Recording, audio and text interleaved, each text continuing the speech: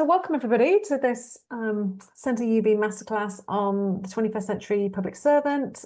So I'm Catherine Needham. I'm Professor of Public Policy and Public Management at the Health Services Management Centre at the University of Birmingham. And in this masterclass, we're going to be talking to you about our research around the 21st century public servant. So this is research that we've been doing over a decade.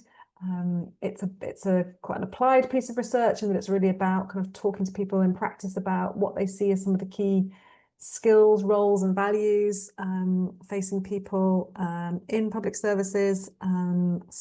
Yes, I think there's something to get stuck into here in terms of seeing how people are responding to some of the major challenges that people are facing. The research is in England, so it's particular kind of geographical location, but we think that some of the challenges that we're facing are ones that are experienced more widely. So I'll be talking to you for the first part of the session about the research and what our findings were.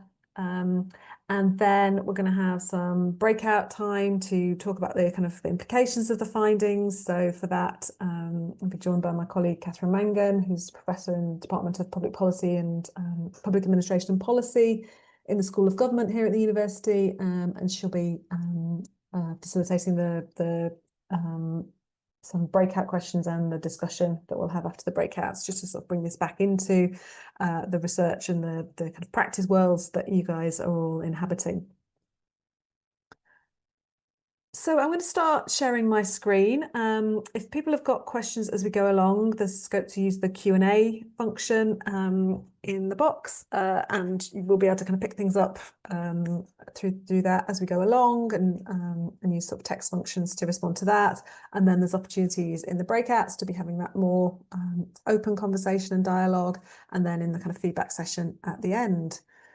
So we are being recorded, yes, this will be part of the suite of masterclasses that are retained for resources to use afterwards. Okay, so I'm going to get up my slides.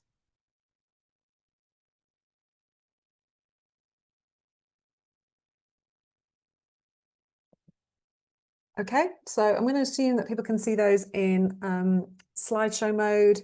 If you can't, please let me know so that I'm not getting off with the wrong format or anything from the beginning, but hopefully you can see those now. So yeah, this is a piece of work that has been done at the University of Birmingham by myself, my colleague Catherine, who's joining us today, and then colleagues also Dave McKenna and Jason Lowther from the Department of Public Administration and Policy. It's a very visual piece of work, so we want to thank the artist that we worked with as well, Laura Broderick, who's done a lot of rich pictures for us to really illustrate the research as we go along. So this was research that we began doing the fieldwork in about 2013. And it was a project that really came out of a sense that public services were changing, the kinds of expectations that people had of them were changing.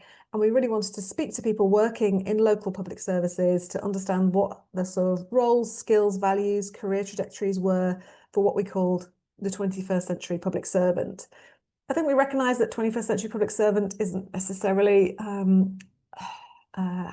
the best label in some ways, in that it kind of, the public servant does conjure up something which is a bit of kind of bowler hatted kind of town hall person, and we're not just talking about local government, we are talking about across local public service systems, so that will be police, fire, health. It will also be other people working in public services who may be commissioned to deliver them in the not-for-profit sector, and then also outsourced for profit services. So we are thinking kind of quite holistically about local public service systems.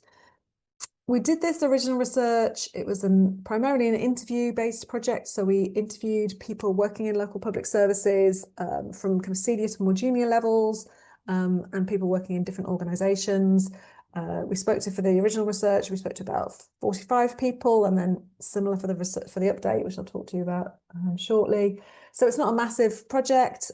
We did supplement it with a survey of people who were on the graduate development scheme for local government to get a sense of what people coming into the sector thought. but it's not, I guess we're not presenting it as a kind of survey of public services. It's more some of the kind of ideas and suggestions that people were making to us through those interviews back 10 years ago. What we found from the original research was that it went down really well in local government, that people seem to really enjoy it, find it useful, find the kind of visual presentation of some of the roles that you can see here on the slide as being helpful in terms of thinking through how to respond to some of the challenges facing public services around that time. Partly we kind of drew on that as we presented, so we've given many presentations to lots of different public service organisations of this research, and we kind of drew on that then to kind of build and learn and build a stock of examples and insights from practice as we went. So it's best understood as a kind of iterative piece of work rather than a kind of finished, shrink-wrapped set of findings that we had back in 2014.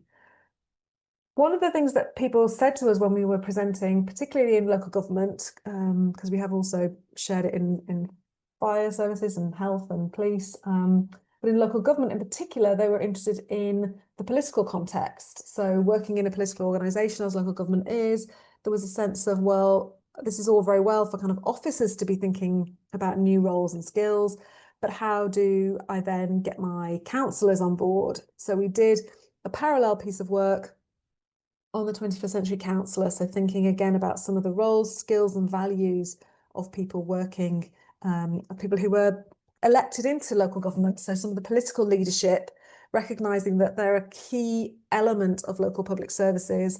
They often come into public life without necessarily a clear sense of what that might involve, and therefore there's a sense that kind of through induction and mentoring, we need to be kind of developing skill sets so people have got the right skills, roles and values to be taking forward their organisations in the face of different sorts of challenges. So that was where we got to on the on that kind of original piece of research. We then 10 years on started thinking about how we might want to update the research. So I guess the 10 years between 2014 and 2024 were quite stressful, volatile, difficult years in public services. Maybe every decade feels like that, but I think that this one felt particularly so because you had the combination of the kind of 10 years of public service austerity from 2010, which were really biting by 2014 and continue to bite, plus the COVID pandemic with all the kinds of changes that made to public services and how they were, the kind of experiences that people had in public services over that period, and the way that public services changed, the way that communities changed, the kind of pressures that people were experiencing through that period. So we did a piece of work in partnership with some of the sector bodies who'd particularly been interested in the original research as well. So the Local Government Association, the SOLIS, the Society of Local Authority Chief Executives, that does quite a lot of the leadership work, and then West Midlands Employers, that supports local public service bodies in terms of their HR and organisational development function, to think about a new piece of work which would kind of refresh the original one and bring us kind of up to date with what were some of the kind of challenges facing public services, but also what, again, were the sort of skills, roles, values, career paths that public servants might want to take. So like good academics, we started with a literature review, and you can find that along with all of the resources, these slides and other things on our website, just to look at kind of what had been written about public service change over that decade. And then we then did interviews and again a survey with people coming in to the graduate development programme for local government. So one of the things we found was that some of the original research around the contextual issues that were shaping public life in 2014 were the same in 2024. And that austerity context really stands out as the sort of real dominant shaping for the sector in that whole period, that we've seen a huge cut in what local government is able to spend over that time. We've seen it really shrink back into a real kind of narrowing of what's possible, huge cuts in terms of public infrastructure, massive cuts to areas that are sort of non-statutory services. So some of the stuff around kind of leisure and parks and libraries and youth services. So that sense of kind of being in the kind of perma-austerity, of being on the kind of left-hand side of that perma-austerity slide is still there. And we're trying to talk to organisations, I guess, about how they move forward in that context, if there is scope to kind of at least get under a shared umbrella, if not to maybe make it to the rainbow. So how we might, as if we see local government as organisations which are much smaller than they were in, say, 2010, where much less is possible, then how do we kind of think about what the kind of positive narrative might be for what local government and other local public services can do? We recognise that some of the things that we found around changing citizen expectations of local government were also evident when we did that follow-up piece of research. So this sense of kind of a decline of deference, a decline of that feeling that citizens would do things because professionals told them to, was very much gone. We found a much more kind of sense that citizens were much more critical, had much higher expectations also of local government, particularly in terms of the immediacy of contact, that people wanted to get a quick response. They wanted transactional services to be available to them immediately. And where it was more kind of in-depth relational public services, they wanted a sense that there was a kind of quick response from somebody who felt like they would make a kind of human connection, that they would really kind of help and be supportive. And so some of the kind of very formal channels of communication that local public services tend to deploy were not seen to be landing very well. That some citizens anyway, wanted to be working much more co-productively with local government around designing what kind of place-based solutions might be for them, and thinking about kind of their own roles as sort of having expertise in terms of knowledge of themselves and of their local place. In terms of ethics and values, we found, as we did in 2014, we found with the new piece of research in 2024 that the sort of sense of a shared public service ethos was under strain, that people were not necessarily able to identify what that public service ethos was, that it didn't necessarily translate across different organisations, particularly where you've got a kind of more broad use of the for-profit, the not-for-profit sector, more outsourcing. There wasn't necessarily a sense that we kind of know now what the sort of core of public service values is, and that's something that organisations were kind of talking about and trying to work out whether they needed to have something which would span all of their kind of partners, or whether it was much more, rather than, I guess, creating a sense of this is what the public service ethos should be, something that felt a little bit more like a kind of partnership and dialogue about where we might find a sort of common set of values in terms of public value or social value or something like that. And then in terms of, there's another contextual issue that we found was sort of important in 2024 that had been there in 2014, was around the rescaling of place, the conversations about what kind of place is relevant for the particular kinds of conversations. So what should we be doing at the neighbourhood? We know, I think like neighbourhoods are having a moment with the kind of NHS reforms as well, but a sense that kind of COVID as well was sort of reshaping the kind of what's my kind of sphere of activity, how far am I venturing out? Do I necessarily always go now to my city region or to my kind of city hub? What am I doing more in my locality, in my neighbourhood? What things should be pushed up to the region through combined authorities? What are the right kinds of things to be thinking about there? And we know that there's a kind of new context of devolution coming through in local government, about creating strategic authorities, about dealing with the half of England that doesn't currently have combined authorities, so that kind of everywhere will potentially have a kind of neighbourhood, city, town, and regional level. And we need to be kind of clear about what's the right kinds of questions to be looking at those different sorts of scales. So those were sort of some of the points of similarity, but we also found in that second piece of work some issues which hadn't been present before and which were really reshaping the local public service space. And of course, the COVID pandemic was one of the kind of the foremost of those, because of the ways in which it changed the way that we work. Here we are on a Teams call having this presentation in a way that you know we weren't doing before COVID. We might have got there anyway, but it wouldn't have been as quickly. All of us now have different working lives than we did before. We work in offices perhaps that are quite underpopulated, or maybe our office has been sold because of a sense that people don't need to have a kind of space to come to, with all the kind of implications that has for kind of what it means to work together as a team. Of course, we also have the ongoing issues of burnout and stress and strain that COVID created. I think those are probably most evident in the NHS, but I think we might see in all of the areas that we work in that the kind of public service workforce was really pushed very hard in COVID.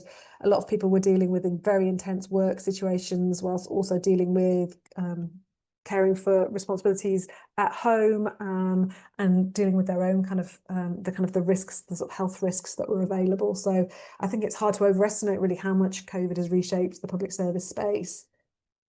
We know that something that wasn't talked about as much in 2014 was the role of public service organisations in the relation to equality, diversity and inclusion.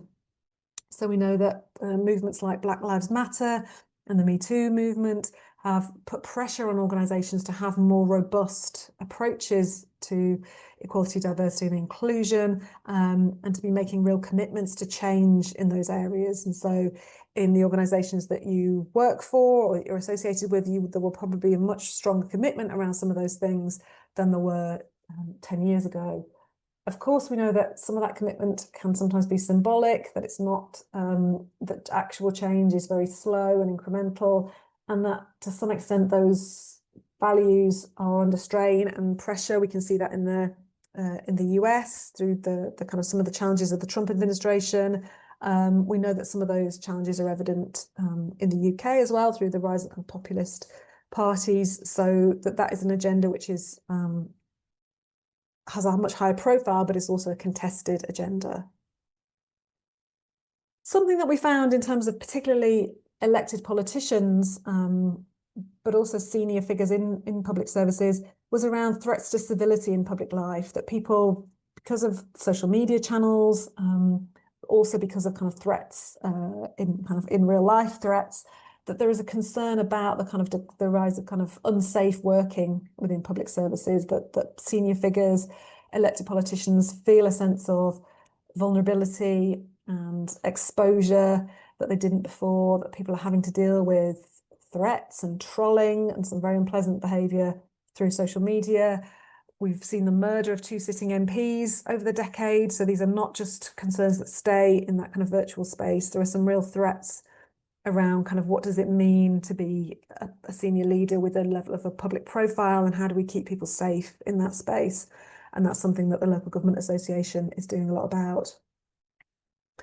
I've talked about austerity. We know that as we came out of the COVID pandemic, we then moved straight into a cost of living crisis.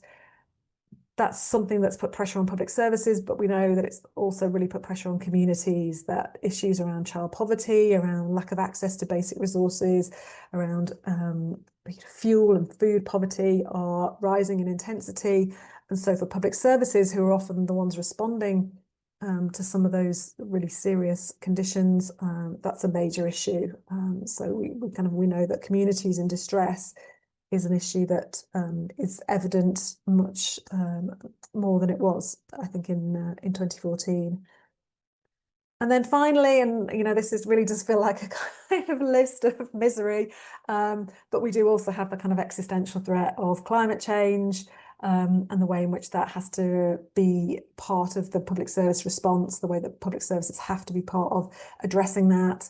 And one thing that was evident in the research that we did in 2014 was that this wasn't a kind of future landscape issue, this wasn't a kind of horizon issue, that local authorities and other public services were already dealing with issues around climate change, whether that was flooding or extreme weather events, some of the heat that we've seen in recent weeks, but as well as kind of thinking long term about how to be more sustainable. Local authorities and other public services were also having to respond to immediate pressures, population pressures around climate change. And a bit like EDI, that's not an uncontested space. And so there's also some of the kind of political challenge around that for local organisations to think about. So that's then like a sort of the scene setting, the context for the new research that we did around the characteristics of the 21st century public servant now, which updated the ones that we found in 2014. So I'm going to go through those 10 characteristics now, explain to you kind of where those kind of came from and what we can see as the implications of those for people working in public services. And then after the 10 characteristics, I'll talk to you about a couple of newer pieces of research that we've done, which kind of add to those in terms of sort of taking forward some of the learning and insights. So we group the 10 into 3 groups, and the first group is around working in and with complexity. So what was very evident in the interviews that we did for this latest piece of research was how much people were talking about complexity, complex systems, the need to be thinking whole system. And I know that for people connected to Centre UB, many of you are kind of thinking about some of these complexity issues in your work. There was a sense from public services that a lot of the easy work has already been done. So if people, the stuff that could be made transactional has gone online. There are, of course, issues about everyone having access to that, but a lot of that work has been done. So there was a sense that kind of everything that's kind of left for kind of public servants to do is the tough stuff, is the complex stuff, is the stuff where there are no kind of easy answers, where things need to be looked at holistically in systems that don't allow that. People were talking to us about kind of like every case is complex now. So you might, for example, be a health visitor and, in the past, maybe you were going around and you had a sort of, as you did your visits to houses, there was a bit of a mix. So some people, were fairly kind of low level. Maybe they needed a bit of breastfeeding support or a bit of kind of nutrition support for their child. But a lot of that kind of easier stuff has been taken away, is no longer done. And so actually now every case that you're seeing is complex. Every case is one where you've got concerns about the health and well-being of the child or the parent. And so that kind of rhythm of work and the kind of intensification of work is something that's putting real strain on public servants. We could see, in terms of intensification, we could also kind of see the role of kind of Teams and Zoom and the kind of intensification of the working day for many of us, even those of us who are not out and about, seeing people, people speaking to senior leaders in public services, they'd say things like, it used to be that I would have a bit of a drive between meetings, or it used to be that maybe a meeting was on one floor and another was on another, and on the way there I'd have time to grab a coffee, maybe chat to somebody. But now it's just relentless back to back. The sort of intensification of the working day, the range of issues, all adds to this sense of the kind of complexity work of public service life. And partly that's because we're all expected to be thinking, working, doing kind of whole system approaches. We know that lots of the issues that people come to public services with do not fit nicely into little boxes. People are not kind of nicely divided up into their kind of health issues, their housing issues, their education or employment issues, that actually the way to kind of address issues like inequalities, health inequalities, is through a kind of whole system approach. But that has to be done through partnership work. That cannot be one part of the public sector doing that on its own. And so we know that the kind of some of the partnership work that necessitates is difficult. Partners don't necessarily have the same kind of priorities. It requires a kind of sharing generously, because we know that local government might spend some money, but the benefits might come into the NHS or vice versa, and that can be difficult when budgets are so tight. So we know that one of the things that the public servant needs to be doing is building those kind of collaborative skills, that ability to partner, and to be able to kind of do some of this whole system work, even whilst the kind of relentless pressures of the kind of organisational day job continue to bite. And that's, we think, is a kind of real pressure for people to have that kind of headroom at the top to be thinking, networking, collaborating, whole system. Partly we know that's done well by being what we call here a sense exchanger. So not just a kind of sense maker for others, but somebody who's willing to kind of, with working with partners and with members of the public, is able to kind of understand what it feels like to be in their shoes, to do that sense of kind of being able to get the perspective of what kind of they need to work whole system, what would work for them, how can I kind of bring that to them and help them make sense of that. So rather than bringing a kind of authoritative sense of kind of, this is the local government view, partners, you need to get in line, or this is the NHS view, then we need to kind of be thinking much more holistically about that kind of sense exchanging. And partly I think that's a role there in terms of understanding the role of different kind of groups and different perspectives, providing allyship, providing understanding and amplification for some of the perspectives and some of the kind of sense making that's not necessarily given priority within our organisations, to make sure that we are kind of thinking holistically about making sure that everybody's in that space. And then the second set of values around, the second set of ways of working that we looked at was particularly around the sort of thinking new, thinking differently. And one of those is really about putting relationships at the centre. So being what we've called a relationship curator.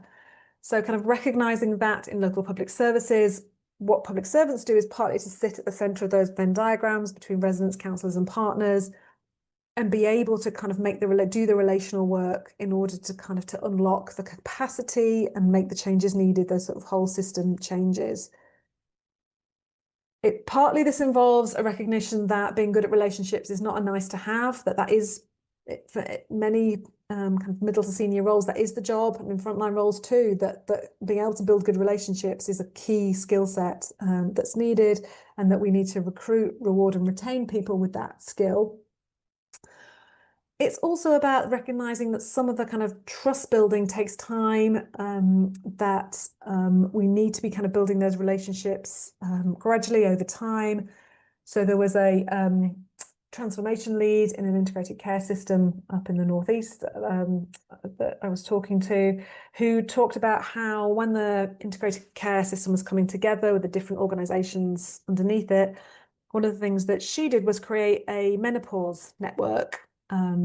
So she worked with the other HR and organisational development people to get that network going.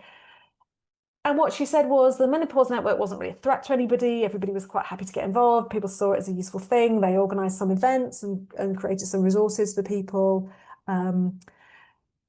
But what happened when as the integrated care system came together, and then they needed to talk about more kind of crunchy, controversial kinds of issues, maybe sort of budgets related, how we're going to cut 30% from the budget, the ICS, the kind of working budget.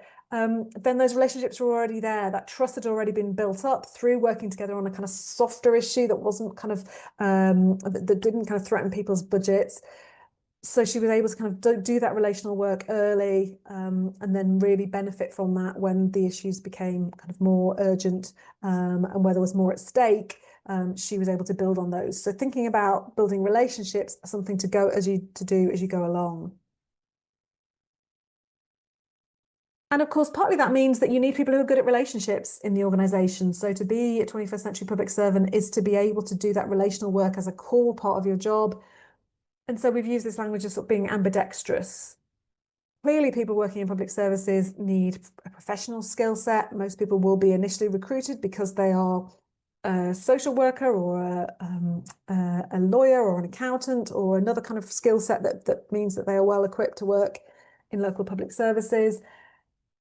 But actually, if we just recruit on that basis, then we potentially have people in the organisation who can't do the relational work, who don't have some of those sort of more generalist skills, and we can't leave it to be a happy accident that we end up with people in like that in our team and in our leadership. So we need to recruit, reward and retain people who bring the relational side of work as well as that core professional skill set that we need. We talk about public servants being multilingual. So that's partly recognising the kind of diversity of our communities, but in particular, we're thinking here about speaking different organisational languages. So the ability to be able to potentially recognise that if you get kind of a GP in a room with a counsellor, they are not necessarily going to be able to communicate very easily unless they kind of recognise the different kinds of worldviews and languages in which their organisations speak. I mean, we all know that we bring with us acronyms and approaches which are specific to our organisations, and that we don't always work hard to think, who understands this? How can I communicate? So being able to, again, put ourselves in the shoes of people and understand what does it mean to kind of be multilingual? What is the kind of translation work that I need to be doing here so that everybody feels included is another key part of the role. And all of this has to be done on a very small resource base, which is shrinking. So something here then about kind of frugal innovation, about the ability to weave together what's possible from a very threadbare set of public services. It's about thinking about what are the kind of resources in the community that may be underutilized, that we may be able to make more use of if we think the public sector resources are going to be very tight. So how do we kind of make space and continue to provide space to do that when we don't have the money? Some of the people we spoke to felt that in a way for local governments, not having the money was helpful to them in terms of they could have more less sort of hierarchical relationships with partners, because partners used to come to them asking for money. Now they know local government's not getting any money, so it has to be a kind of shared problem solving around the money.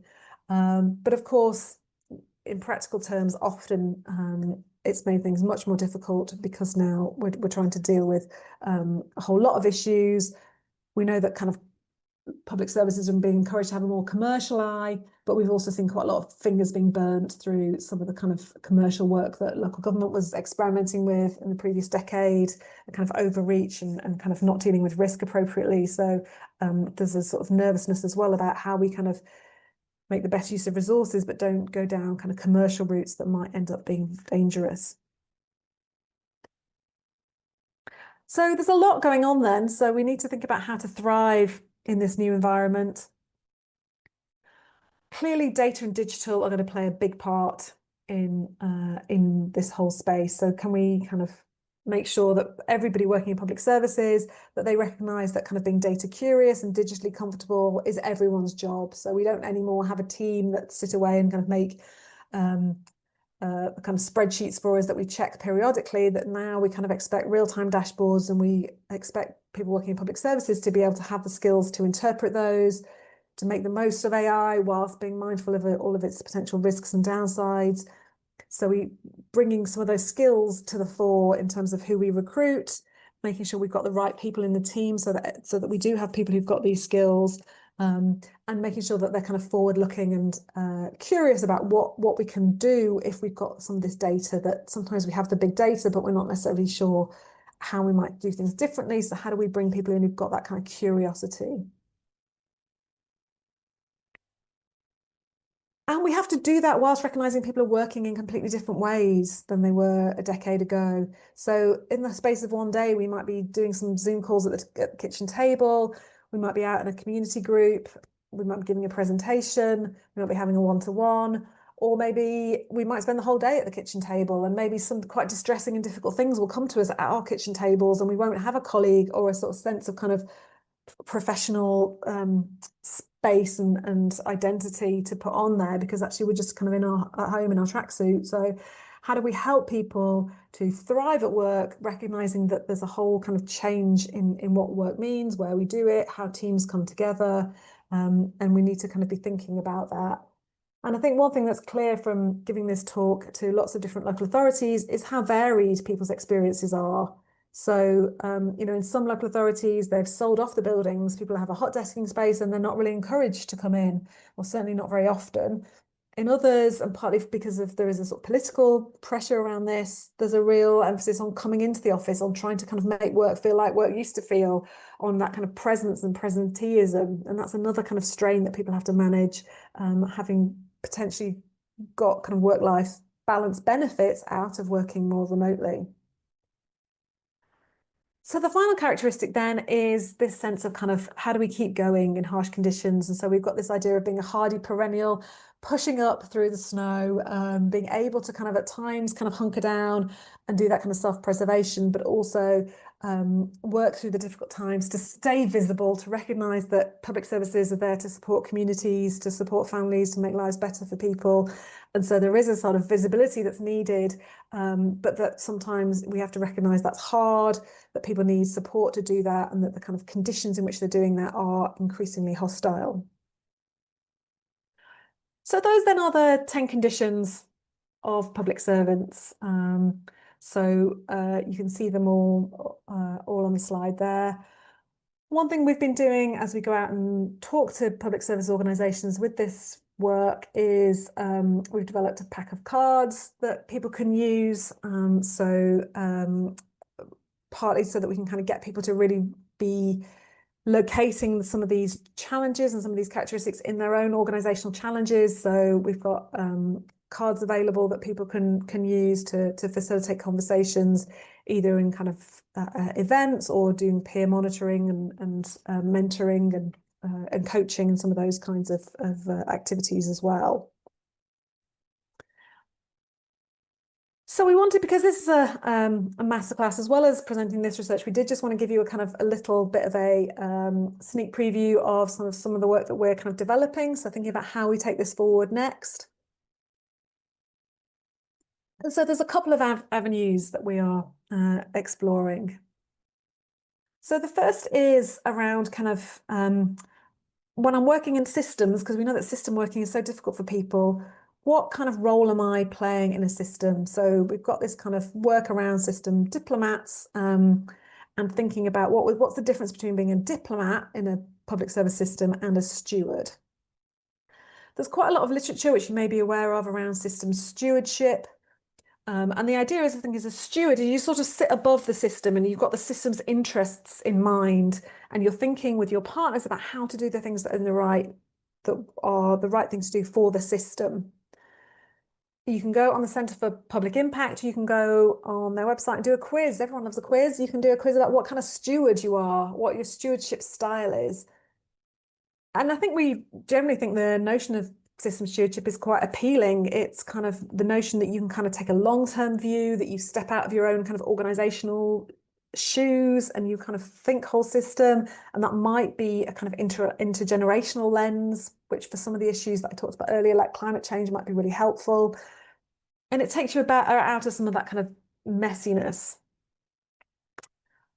But in a recent article that I co-wrote in Public Money and Management, we argued that stewardship is not necessarily a very realistic picture of how people behave in systems, and that maybe that is the idea of them sort of stepping out of their organizational shoes and thinking whole system may not be realistic. And so we've been exploring the idea of system diplomacy as an alternative. So that's a picture of the UN. The idea of the system diplomacy is it realizes, or it kind of comes from the understanding that people cannot step outside their organizational shoes. That's something like the Birmingham Health and Wellbeing Board that I sit on. Everybody who comes to that Wellbeing Board is interested in the whole system, but they come because they belong to the West Midlands Police, or they come because they belong to the Community Health Trust. And they don't leave those identities at the door. What they are doing is trying to represent the best interests of those organisations in a way that also finds what's in the best interest for everyone else, and they can come together and work out how they might move forward as a system. So it's about kind of alliance building. It's about recognising the kind of the sort of soft power, the micropolitics of people. It's about recognising the embeddedness of them in organisations. And it's also, in the same way that kind of political diplomacy is recognising that you're never at point zero. So in places that we've worked, people will say, oh, that acute hospital hates that acute hospital. How are they going to work together in a system? And maybe they will find a way to work together, but we have to recognise that there are long histories in local place systems, and that unless we kind of understand those, we can't move forward in terms of thinking and working whole system. So that's the diplomacy bit, and if you're interested in that, then there's a paper there that you can follow up on in Public Money and Management.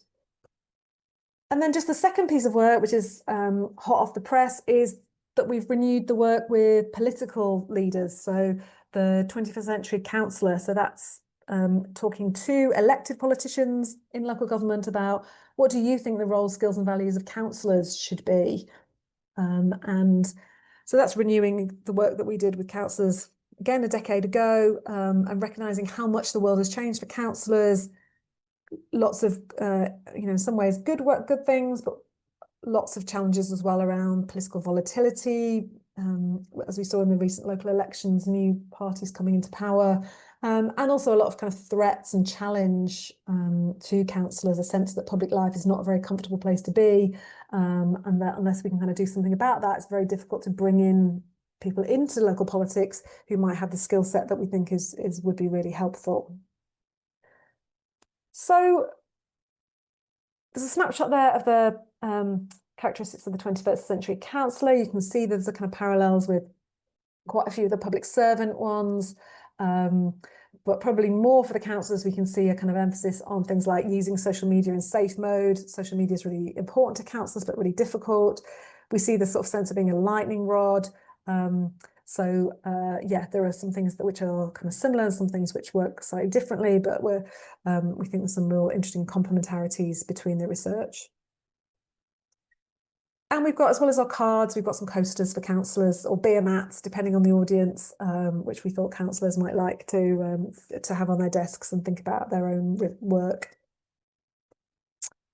So that's it for the slide presentation part of the session. You can find all of the resources that we talked about on our website. It's just a WordPress site, 21st Century Public Servant.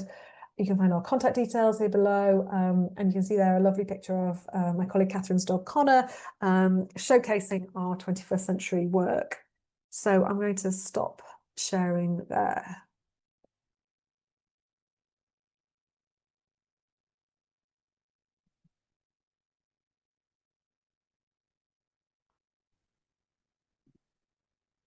Great, so hopefully you can see the slides have gone, and Victoria, you're going to tell us what happens next.